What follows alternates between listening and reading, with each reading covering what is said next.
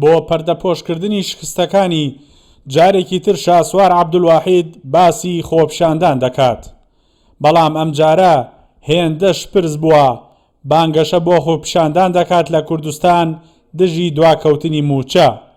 لە کاتێکدا دوای پەسەندکردنی بوجە لە پەرلەمانی عێراق شاسوار بیری چووە کە بەغدا بەرپرسە لە دواکەوتنی موچە نەک هەولێر. بە قسەی پارێزەرێک شاسوار کە زۆر عێراقچیە ئەگەر ڕاست دەکات با لە بەغدا ئەو خۆپیشاندانە ئەنجام بدات.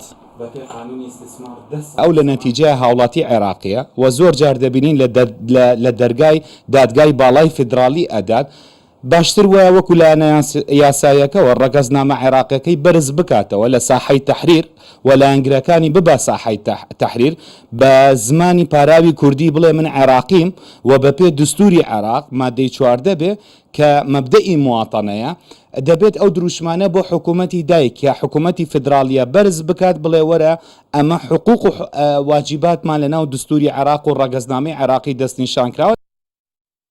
بە قسەی چاودێرانی سیاسی دەرکەوتنی دکتۆر کازم فاروق و دانانی کات بۆ خستنە ڕووی ڕاستیەکان شاسواری تووشی ئەو پەشۆکایی و هیستریایە کردووە، هەر بۆیە دەیەوێ شکستەکانی خۆی لە بیری خەڵکی بباتەوە.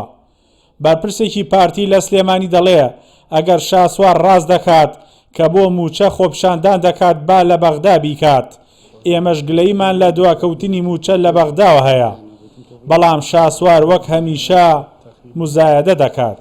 شاردنەوەی ئەو کەم و کوڕیانی کە لەناو بزوتنەوەکەی و جوڵانەوەکەی دروست بووە و بەشێکیشە نزیکە بینەوە لە هەڵبژاردن ئەمانە ڕیکلامێکی هەڵبژاردن بۆ ئایندە.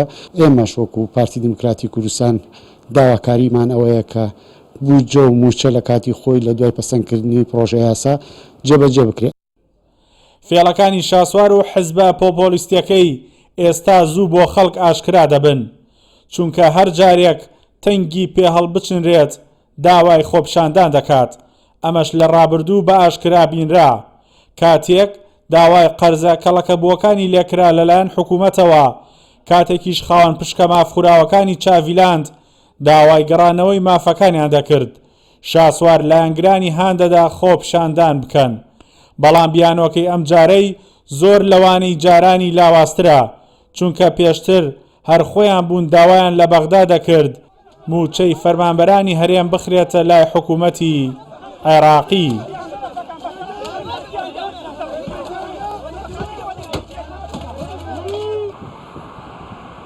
هەر خۆیان بوون لێرەوە داوایان دەکرد کە موچە بچێتە سەر بەغدا.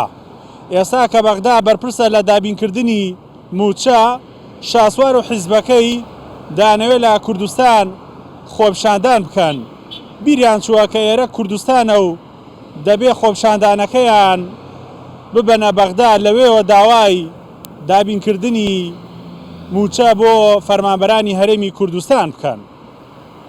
ئارام بەختیار کوردستان 24 سلێمانی.